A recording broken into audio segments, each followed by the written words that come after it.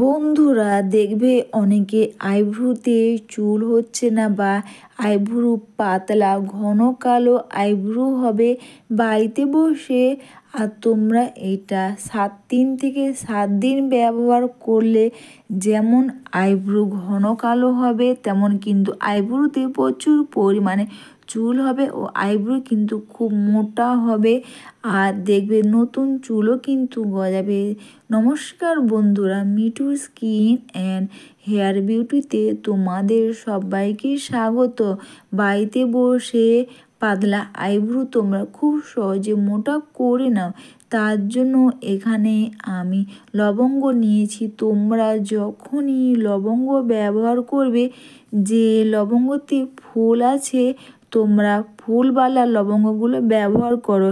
যে লবঙ্গতে ফুল নেই তোমরা ওইগুলো ব্যবহার করলে কিন্তু অতটা ভালো কাজ দেবে না বা কাজ করবে না।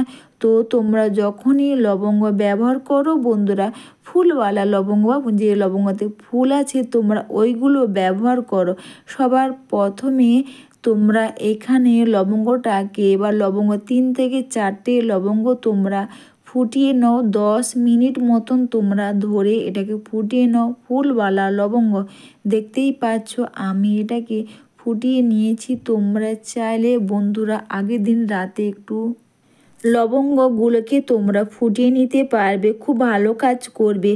আর এখান থেকে আমি নিয়েছি বন্ধুরা ভ্যাসলিনও কিন্তু আমাদের যেমন ভ্যাসলিন ব্যবহার করে আমাদের চুলের গোড়া মজবুত করতে খুব পরিমাণে সাহায্য করবে।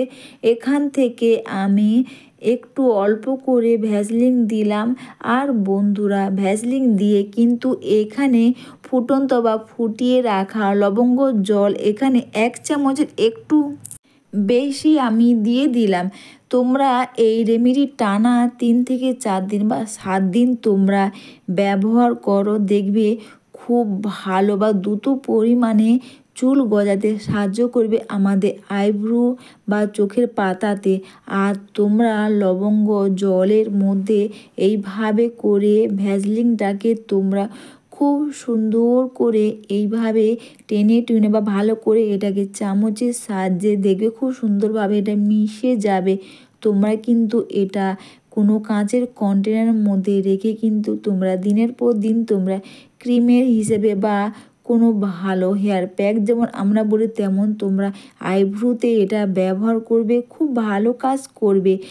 আর এখানে দিচ্ছি বন্ধুরা প্যারাশুটের নারকেল তেলও কিন্তু আমাদের ব্যবহারে যেমন মাথার মধ্যে নতুন চুল গজাতে সাহায্য করবে, তেমন কিন্তু আমাদের ভ্রুতেও কিন্তু চুল গজাতে খুব পরিমাণে সাহায্য করবে এই প্যারাশুটের নারকেল তেল।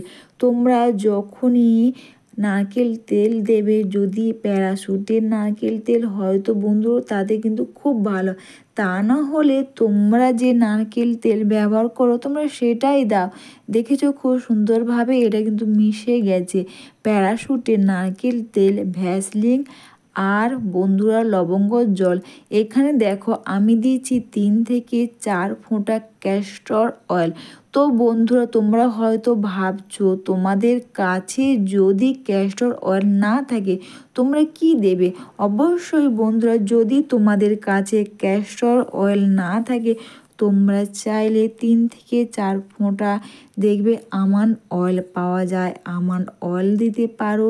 তা না হলে বন্ধুরা তোমরা এখানে ভিটামিন ই ক্যাপসুল দিতে পারো বা ভিটামিন ই অয়েলও পাওয়া যায়, তোমরা ভিটামিন ই অয়েলও দিতে পারবে, তাতেও কিন্তু খুব ভালো কাজ করবে। তোমাদের এতগুলো বললাম, তোমাদের যেটা সুবিধা হয় তোমরা সেটাই দাও। এরপর বন্ধুরা সবার প্রথমে একটা প্যাক, তো এখানে হেয়ার প্যাক বা আইব্রো প্যাক হিসেবে আমরা যেটা ব্যবহার করব, এখানে নিয়েছি আমি কস্তুরি হলুদ 2 থেকে 3 ফোঁটা দিলাম, লেমন জুস বা লেবুর রস, এই দুটোকে একসঙ্গে মিশিয়ে নাও। এরপর ফুটিয়ে রাখা বন্ধুরা লবঙ্গ জল দিয়ে দিলাম, দিয়ে এটাকে ভালো করে মিশিয়ে নিয়ে একটা প্যাক বানিয়ে নেব।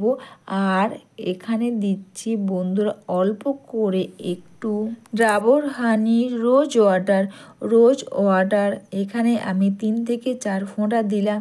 আর দিয়ে ভালো করে এটাকে মিশিয়ে নেব। তোমরা রাতে শোবার বা ঘুমোতে যাওয়ার আগে তোমরা এই রেমেডি অ্যাপ্লাই বা এই রেমেডি ব্যবহার করো। এতে ব্যবহারে যেমন চুলটা আমাদের আইব্রুর চুল হচ্ছে না বা নতুন বা আইব্রুটা মোটা ঘন কালো হচ্ছে না, তোমরা এটা ব্যবহার করলে বুঝতে পারবে। এটা ব্যবহারে আইব্রুতে দ্রুত চুল গজাবে, আইব্রু ঘন কালো হবে। সবার প্রথমে আমি এখানে একটু ফিটকিরির জল নিয়েছি আর কটন প্যাড। ফিটকিরির জল কটন প্যাড দিয়ে আইব্রুটাকে তোমরা ক্লিন করে নাও। এরপর তোমরা তোমাদের প্যাক যেটা বানিয়েছো বা আমরা যে প্যাকটা বানিয়েছি, প্যাকটা আমরা আইব্রুর মধ্যে লাগিয়ে নেব। এইভাবে করে আমরা ফিটকিরির জলটা কটন প্যাড দিয়ে ভালো করে আইব্রুকে ক্লিন করে নাও। তারপর বন্ধুরা ক্লিন করে নেওয়ার পর এখানে কস্তুরি হলুদ, লেবুর রস, প্যারাশুটের নারকেল তেল আমরা প্যাকে বানিয়েছি। এখানে কস্তুরি হলুদ, লেবুর রস আর বন্ধুরা দিয়েছি কিন্তু এখানে ডাবর হানি রোজ ওয়াটার আর অল্প করে দিয়েছি এখানে ফুটন্ত বা ফুটিয়ে রাখা লবঙ্গ জল দিয়ে যে প্যাকটা বানিয়েছি। এরপর প্রথমে ফিটকিরি দিয়ে ক্লিন করে নাও। তারপর ফিটকিরি দিয়ে ক্লিন করে নেওয়ার পর এই প্যাকটা আইব্রুর মধ্যে খুব সুন্দর করে এইভাবে তোমরা লাগিয়ে তোমরা 10 থেকে 15 মিনিট রেখে দাও। আর তারপর দেখো এটাকে রেখে দিয়ে জাস্ট হাতে বা আঙুলের সাহায্যে এইভাবে করে আইব্রোটাকে তোমরা একটু মাসাজ করে নেবে। যেভাবে আমরা স্কিন মাসাজ করি, হেয়ার মাসাজ করি, তেমন কিন্তু বেশি জোরে কিন্তু ঘষাঘষি করবে না। জাস্ট আলতো করে আঙুলের সাহায্যে একটু মাসাজ করে নাও। তারপর শুকনো নয় ভিজে টাওয়াল দিয়ে বা চাইরে নর্মাল জল দিয়ে ভালো করে আইব্রোটাকে ক্লিন করে নাও। আইব্রোর মধ্যে যদি ভালোভাবে প্যাকটা না উঠে এতে কিন্তু আইব্রোর হেয়ার লস হতে পারে। তো তোমরা 15 মিনিট পর মেখে রেখে দেওয়ার পর কিন্তু অবশ্যই তোমরা এটাকে তুলে নাও। তুলে নেওয়ার পর বন্ধুরা যে ক্রিমটা আমরা বানিয়েছি ওটা আইব্রোর মধ্যে রেখে দেব। আর তোমরা দেখবে আইব্রো পেন্সিলগুলো হয় না, তোমরা ওইগুলো কিনে নিয়ে তোমরা যখন আমরা হেয়ারে চিরুনি দিই তেমন কিন্তু আইব্রোতেও এভাবে করে তোমরা আইব্রো পেন্সিল বা চিরুনি পাওয়া যায়। তোমরা কিন্তু এইভাবে দেবে, দেখবে কিছু দিনের মধ্যেই তোমরা যদি এই রেমেডি বা আমি প্রথম থেকে যা যা বললাম তোমরা যদি করো না, তোমাদের আইব্রোতে যেমন দ্রুত নতুন চুল গজাবে, চুলটা বা আইব্রোটা কিন্তু ঘন কালো হবে। এমনকি তোমরা চোখের পাতাতেও তোমরা এইভাবে ক্রিমটা যে আমরা বানিয়েছি লাগিয়ে নিয়ে সারাতে তোমরা রেখে দাও। এটা কিন্তু আর ধোয়ার দরকার নেই তোমাদের।